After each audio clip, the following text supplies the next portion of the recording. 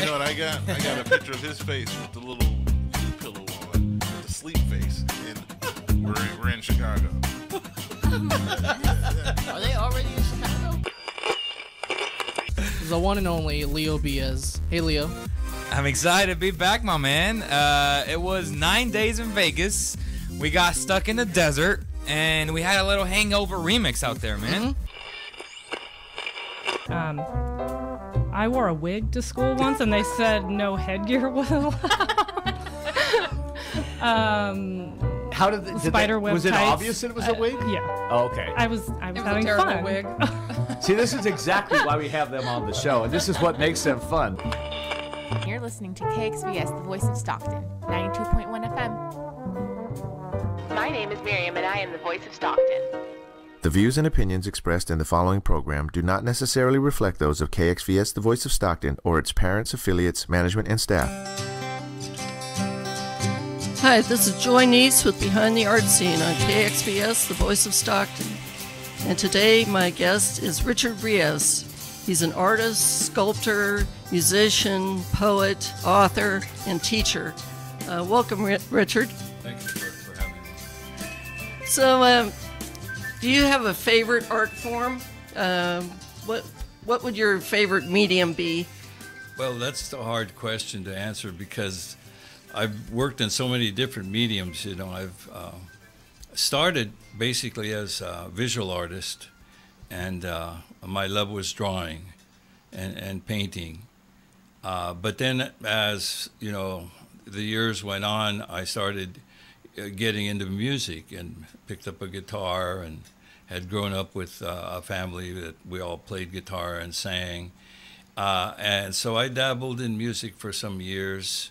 Then I got off into writing, and all of that was, you know, as far as I'm concerned, it was a form of art. And then once I get into writing, I realized I'm still creating art, only it's the written word as opposed to paintings and drawings. So, what did you end up teaching? I was hired at Delta College in 1972, and I was originally hired as a ethnic studies instructor.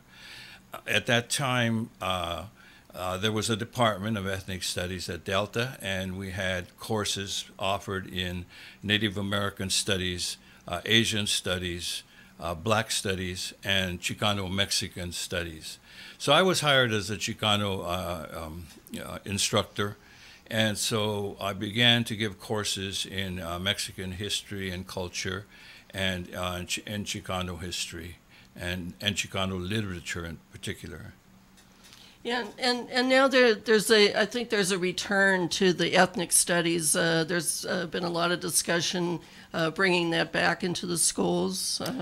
Yeah, we went through a long struggle, surviving through the 80s and into the 90s, and many of our courses were canceled, and programs were, scaled down. And so I'm not sure if I could say that there's a comeback of any kind. We see what's happening in Arizona, for example. They've made the teaching of ethnic studies illegal. It's against the law. And certain books that were actual books we used in our courses are banned now. So, it's a very touchy situation. Yeah, I think the Little Manila Foundation, Brian Batugo, some of those instructors, they're really pushing for the ethnic studies, and I think they've made some gains. I thought they went to the school board meeting, and now they're going to bring that into the Stockton schools in the high school level. Mm-hmm. So that's encouraging here. Yeah, I think so. I'd like to see that.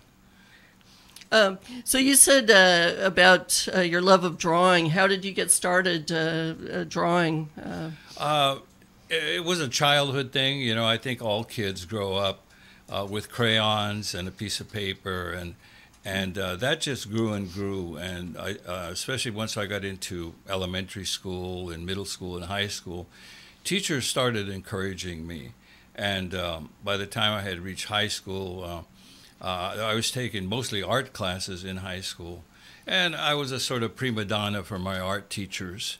And they had kind of singled me out and were, in fact, responsible for encouraging me to go on to college, to an art school in Oakland, California, California College of Arts and Crafts. It was called then. Mm-hmm. And, you know, thank God they pushed me in that direction, because I was able to finish my upper education there, get a master's degree in art.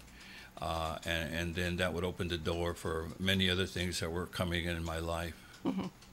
So when you talk about like in the high school level, did you enter the McKee show at the Hagen Museum? Did you have some of your art? Well, I grew up I grew up in Modesto, and so forgot about that. Yeah, I had probably the most significant thing that happened during those years was that I won a national poster contest. I took first place.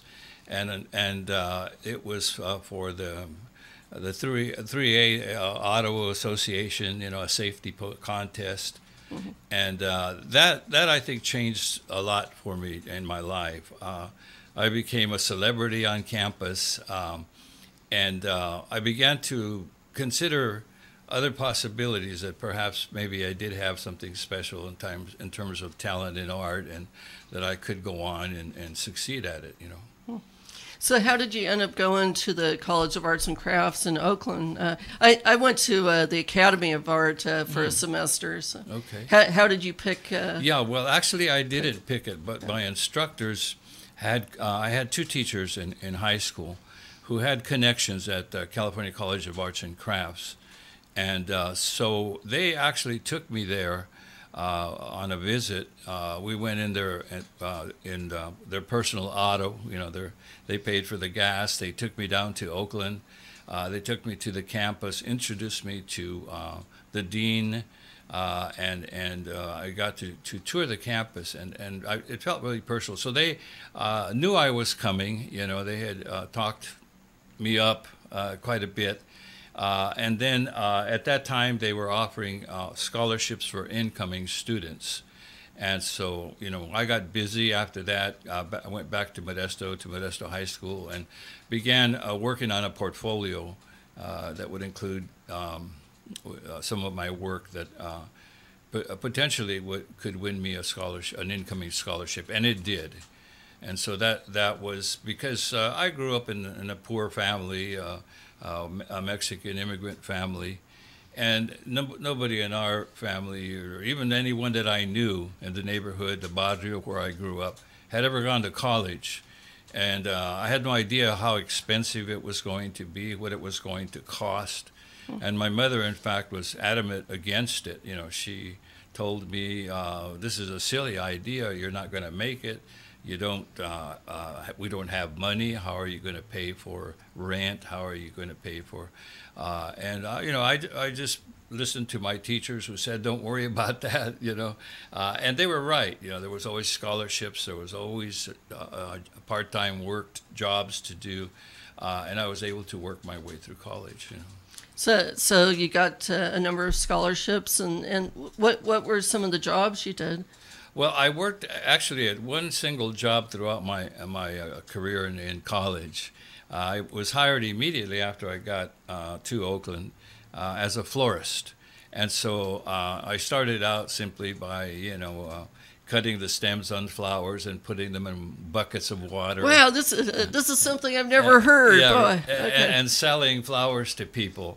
And by the time I had graduated from college with a master's degree, 5.5 years later, I also had, in a sense, graduated as a florist.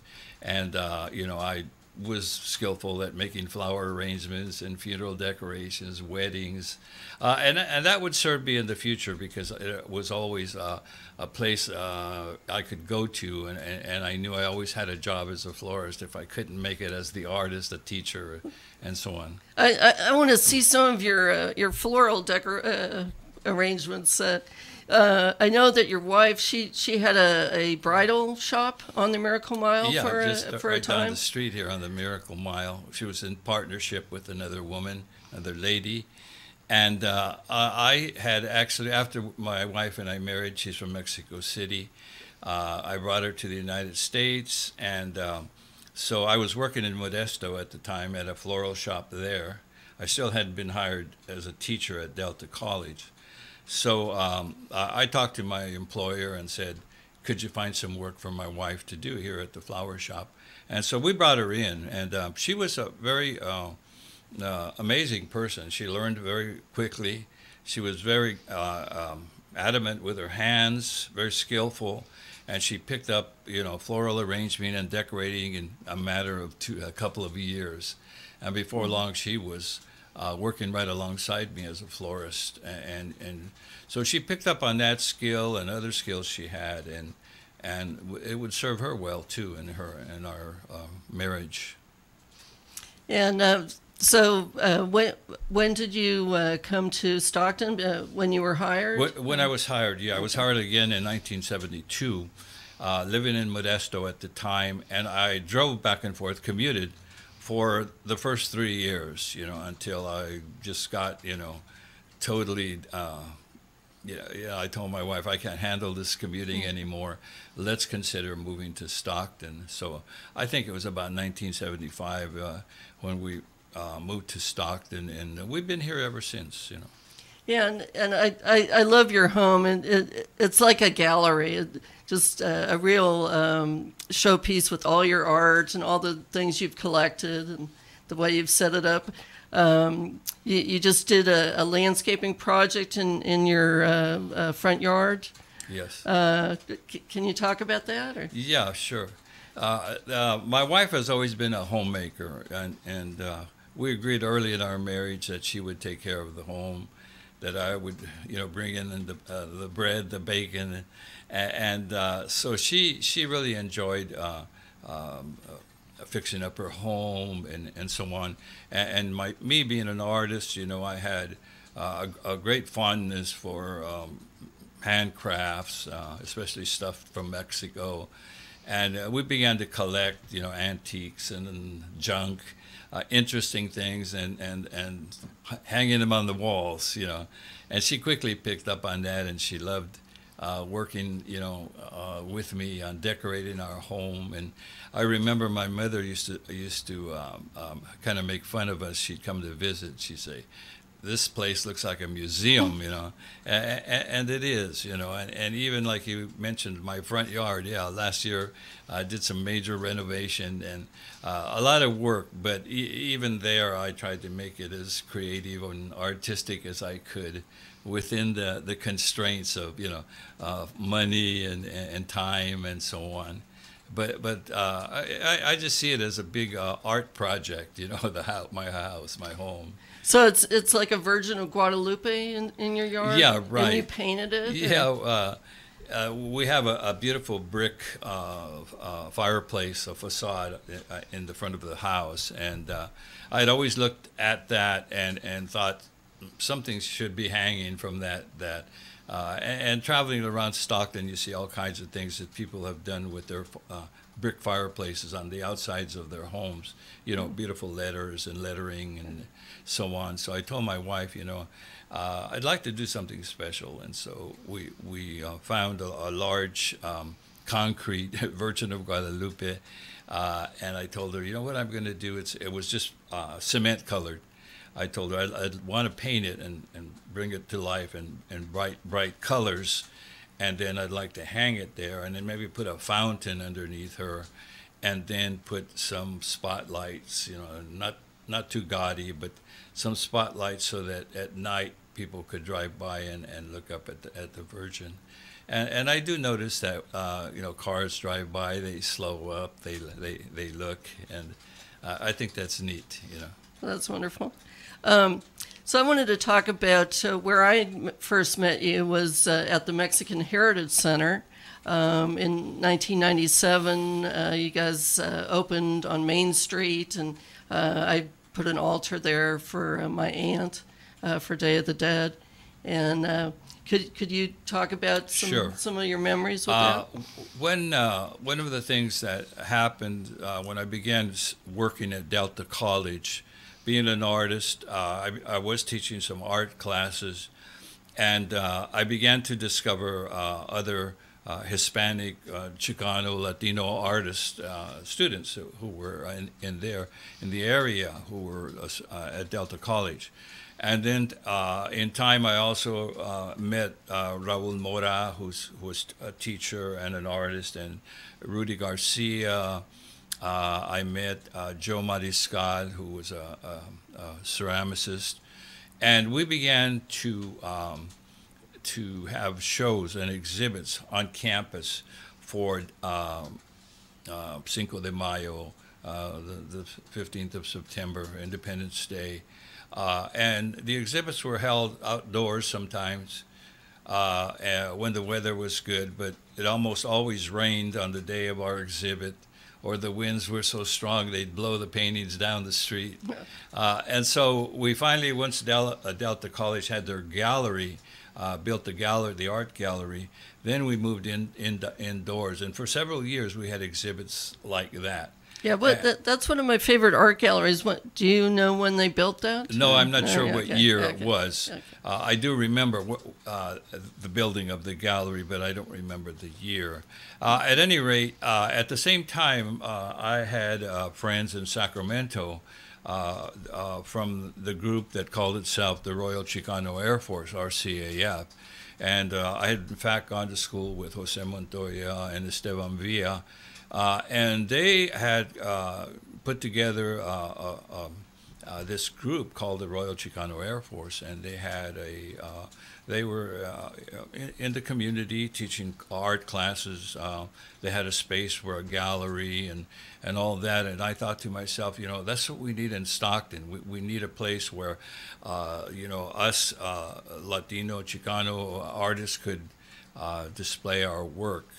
And the kind of work we were doing was not always acceptable in the mainstream galleries and museums. So, if they weren't going to give us a space, then we should create one for ourselves. And that's how we stumbled on. We started to look at old buildings downtown Stockton and came upon that Rule building on Main Street. And we were able to get that rent-free as long as we paid the utilities. And so we spruced up the place and painted it and cleaned it up and had some excellent shows there.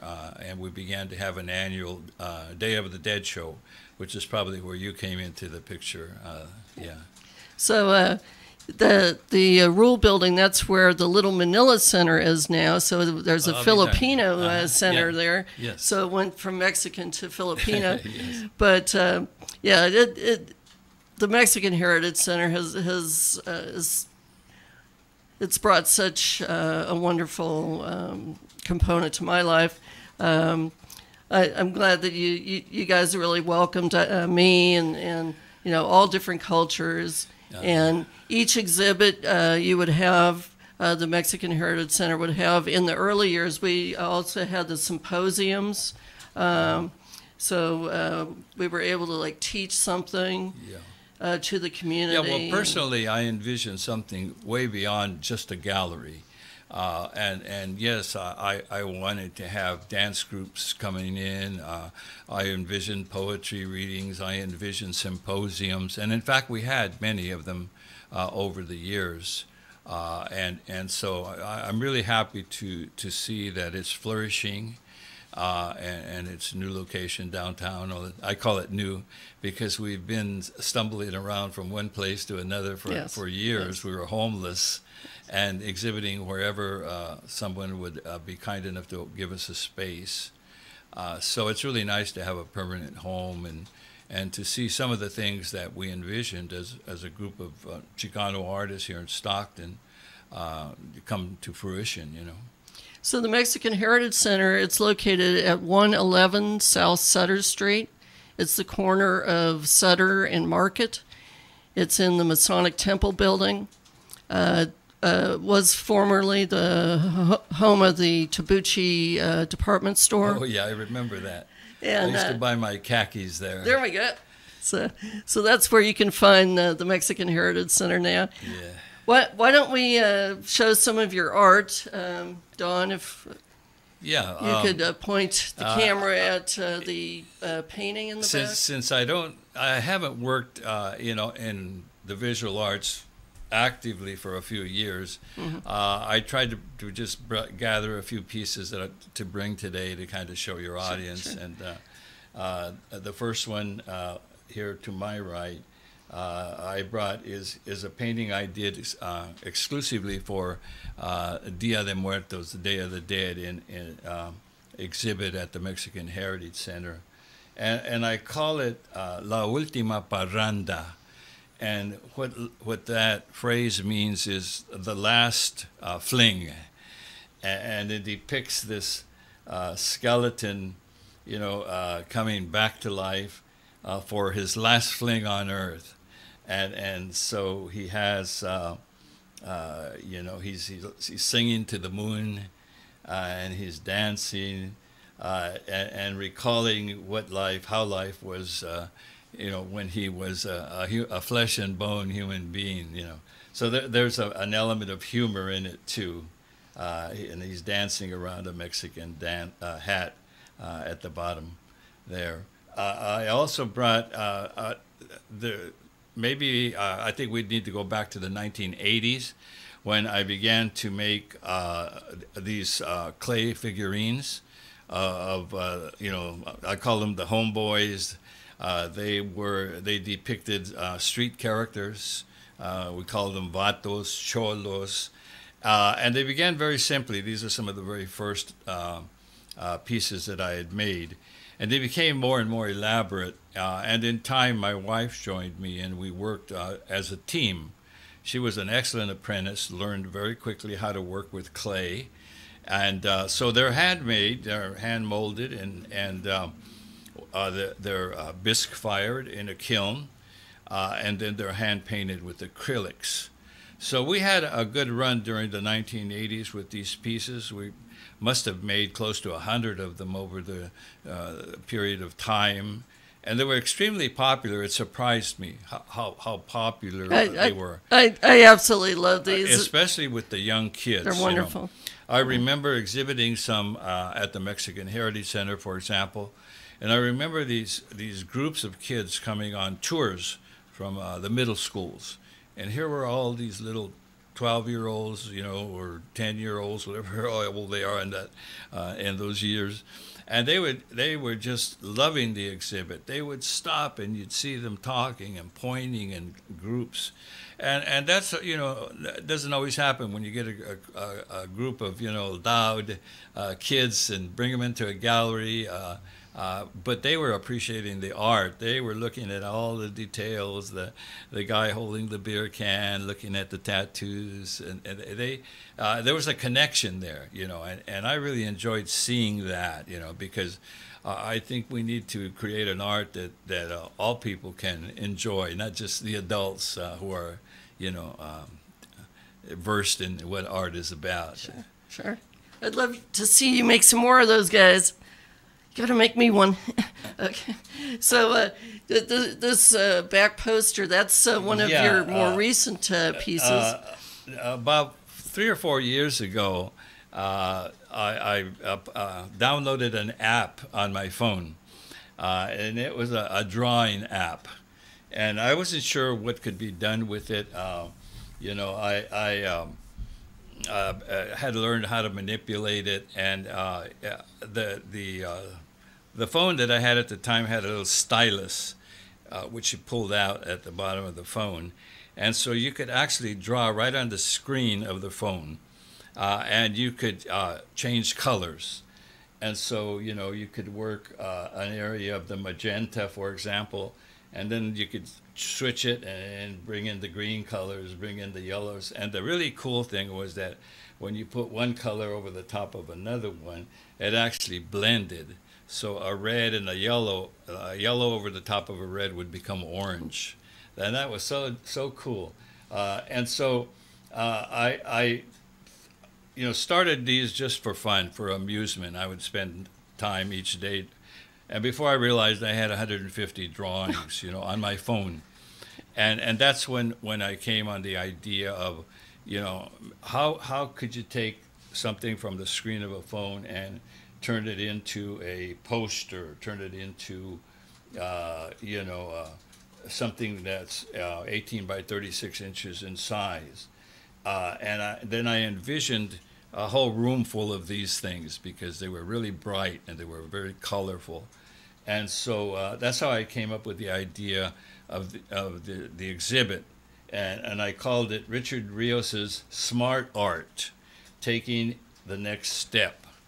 I approached the gallery, Gracie Madrid there, and she was excited about the idea. And the exhibit was a real success. Yeah, I think. it was really wonderful. People really enjoyed looking at them, and many of them were silly, kind of playful. And I like that. I enjoyed hearing people laugh as they, looked at some of them because I intended them to be humorous. I wanted them to make people chuckle as they looked at the drawings and so on. Yeah. So that was fun. I wanted to talk to you a little bit about, you started an event over at the Hagen Museum, the Floricanto. Yes. Yeah. Again, one of the things that happened, I think that gave the Mexican Heritage Center some status in our community because we were just a struggling organization and really very few people knew about us, knew who we, and yet we had in our group some of the most talented artists in Stockton. Luz Lua, Roger Casillas, Albert Ramirez, to mention a few, and Susan Bod. And so we, one of the curators from the museum began to visit our exhibits regularly. And she was a close friend. Right now, I can't recall her name right now. Oh, Marilyn Guida? Yes, okay. Marilyn. And she began to visit our exhibits regularly. And she was a friend, I think, a personal friend of Raul Mora. At any rate, at some point, I approached Raul and I said, Raul, how about we talk to Marilyn and see if we can convince her to give the Mexican Heritage Center a show at the Hagen Museum. And so the group was all excited about that. We were ready to go. And so Marilyn was able to go to the museum and pitch the idea to the administration there, and they agreed. And we put together a dynamite show. I don't know if you were there at that show, if you saw that show. We took up the whole second floor of the Hagen Museum, and it had just an incredible collection of art from some of the local artists. And we also included some of the RCAF artists from Sacramento in that show. But it was an awesome show. And I think that show was important for us and the community because it gave us, status. And I think they, what the Mexican Heritage Center has become, excuse me, now was due to that. And once I realized that the museum was willing to open its doors to this underserved community, if you want to call it that, we walked right in. And so that's when I saw the opening to bring what we were called Floricanto, an annual kind of variety show to the museum. And so again, working with my friend Rudy Garcia, we came up with the idea of an annual show. And so I think when I stopped hosting it last year, that was our 13th year or our 12th year. And so I really enjoyed hosting that show. Gave me an opportunity to sing and read some of my poetry, but more importantly, to bring in all these aspiring poets and musicians from Stockton and Sacramento to perform. And it was a great venue, beautiful venue, the Hagen Museum.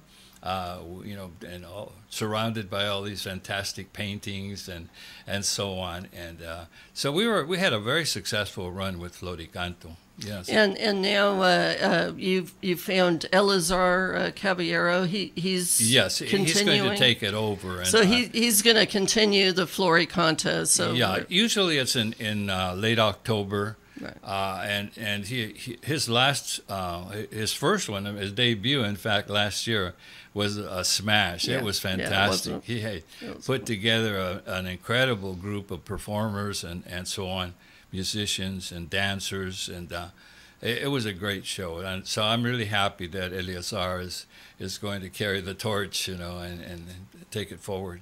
So yeah, he's a good guy to yes. I'm glad you got him involved.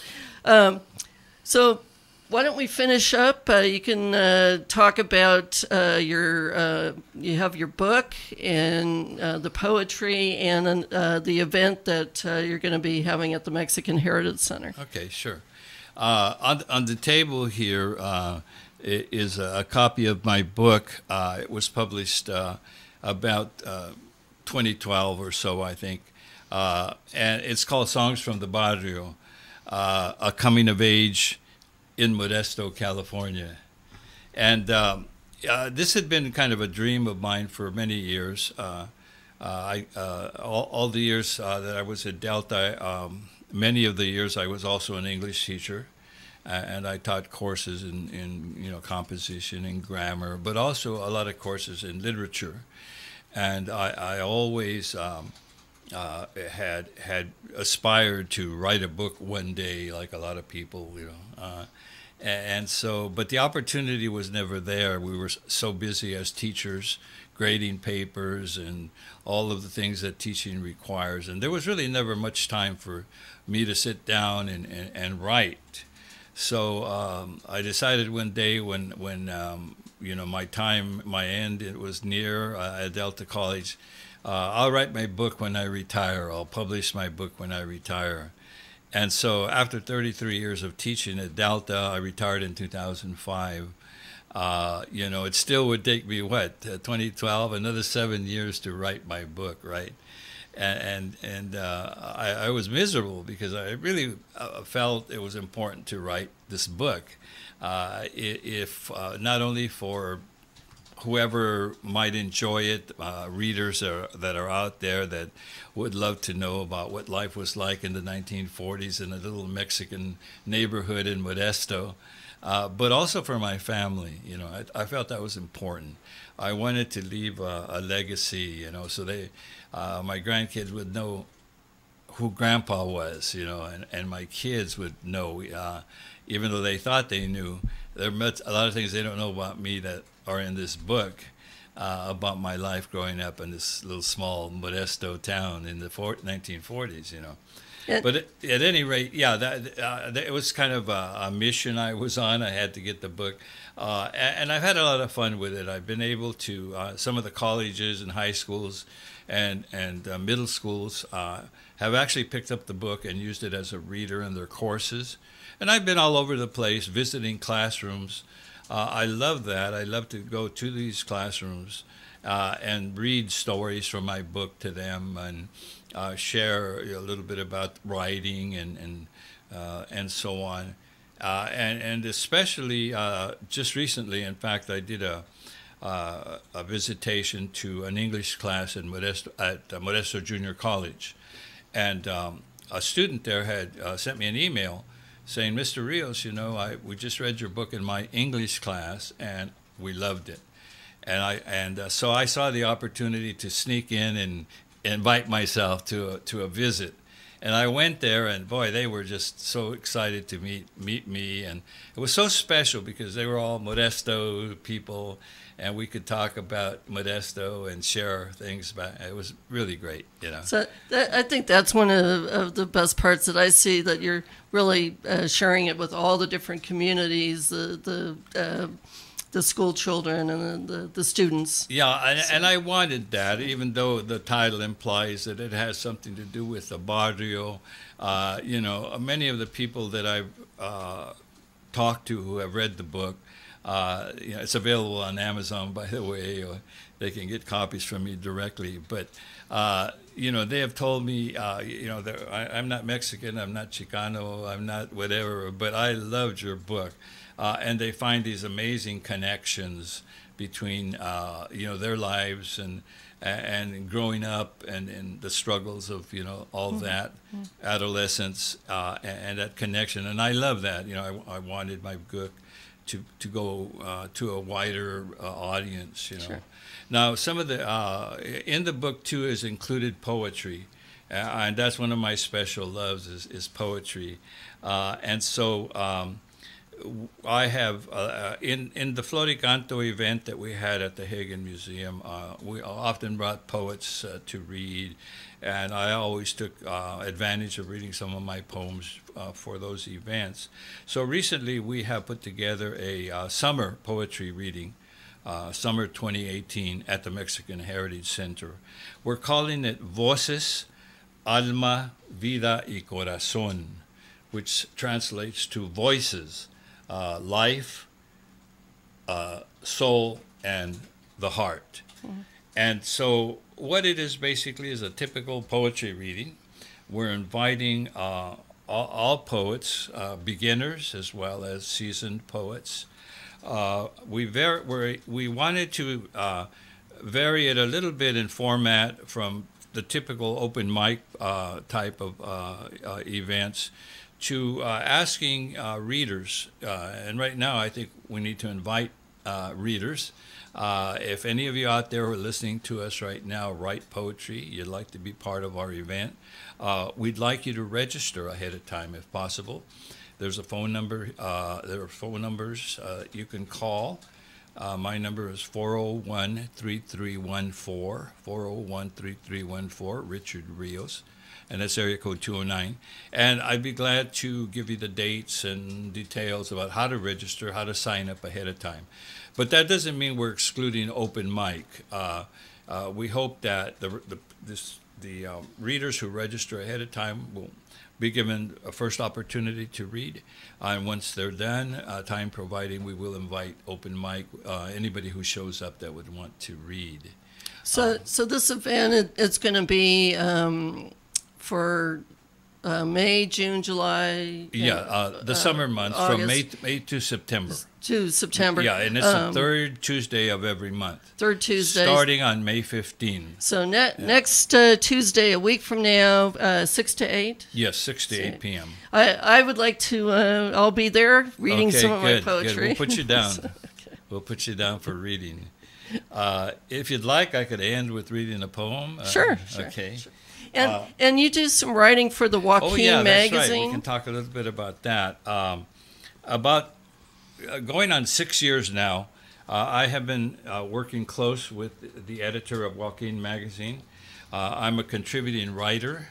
I have a column that I write in. It's a monthly column. We publish once a month. And we don't do a lot of hard copies, but you can find us online at joaquinmag.com, joaquinmag.com. And you can online read our issues and so on. But I've been writing ever since the inception of the magazine, almost 6 years ago. I also do some editing for them. The English articles, they run them by me, and I check for grammar, spelling, punctuation, etc. And I enjoy that, So what is your article called? It's called Chicanismo, Chicanismo. And it's actually the title I took from a blog that I have right now with the same, chicanismo.blogspot.com. But at any rate, I really enjoy that. Another job that I have for the magazine is putting together their art focus. And so monthly we feature an artist, sometimes local, sometimes not. So we feature their art, and so that's something that I really enjoy doing, that part of it, of the magazine. Yes.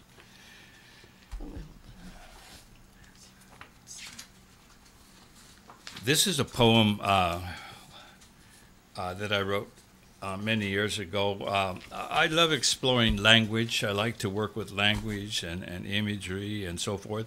And many of my poems have some kind of social message to them. I don't write pretty poems, although I do sometimes, once in a while, I'm motivated to write about a flower or a tree or whatever. This is called The American Dream Revisited. They risk it all, fording icy rivers and oceans, treacherous currents, scaling barbed wire fences, crossing frozen wastelands and searing deserts in quest of fields of plenty, streets of gold, golden arches, in search of El Dorado, the almighty dollar, the unholy grail of temple to the almighty dollar, verdant God. We worship you. We give you thanks for the banks and Wall Street, easy street, where you can earn as much in a day as your countryman earns in a week. Send me your meek and your downtrodden, and I will give you stress, high blood pressure. Come, climb the corporate ladder, fodder for the stock market, grist for the mill, eat your fill with a frill, success and competition, air-conditioned, the marriage of Dow Jones and Paula Jones, no bones. Two-car garage is no mirage, a swimming pool to drool, welcome to credit, taxes and schemes, debit, one dream. 1-800-RENT-A-DREAM or nightmare. No better for the wear, easy chair. No lazy boy here, you earn what you pay, son. Pull your weight, get overweight, strap on the stroke machine. Triple bypass, byways and my ways. Transplanted dreams, sweet blessing. Let's do lunch. Land of the free, home of the brave, but what about the slave? Freedom of speech within reach so long as you preach the status quo, you know. Affordable equality, pay by the day diversity, rich boy university, English only, regardless of race, color, or creed. Indeed, I pledge allegiance to the flag or else. One nation under God, but which God, you ask? Division of church and state creates a part-time God. Generic deity watered down so as not to offend. No lightning bolts or hell is swell with me. Yet the dream persists, a beacon touting the freedom of speech is within reach, and liberty and justice for all is a windfall that enthralls. A dream that bigotry dies and equality applies, that I can rise as high as the sky and have my slice of the pie. It is a dream to think what I wish to think, to discover the missing link, and to believe in a God of my choice, no invoice or no God at all. To stand 10 feet tall with a full stomach, a roof over my head on a feathered bed. Once I was asleep, and I found myself in a trance, in a dance perchance. I walked alone in a wasteland with no purpose or direction. When a voice said, there's the path. I obeyed and I slipped through the crack, and when I awoke, I knew that I had only been sleeping and that this was the real dream. All right. And I just wanted to mention I wore this the shirt for you. You used to have your own. Yeah, we didn't have a chance to talk about Cho and Lo, but yeah, you used to have a radio show. We have a radio personality, Richard Rios. Back in the middle 70s, KUOP-FM, Chicano Community Program. We concocted, Richard Zapata and myself, a couple of barrio characters. So they kind of look like these guys. Kind of those guys, yeah. And we had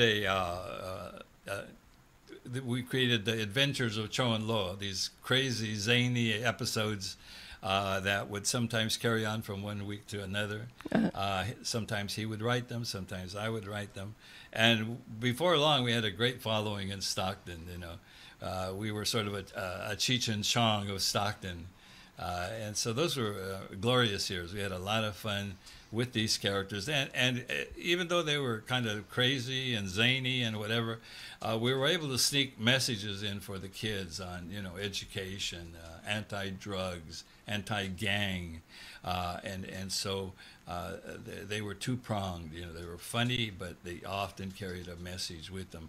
The slogan was read by Rosa Zapata as "The barrio turns and the menudo burns, we meet Shaw and Law." There we go. And there we have it. Thank you very much, Richard, You're welcome, Joy. Thank you for for being my having me. guest today. And so we got sampling of everything Richard's been doing. You're just exceptional. Thank you, Joy. So that's Behind the Art Scene on KXVS, the voice of Stockton, and we'll see you next week.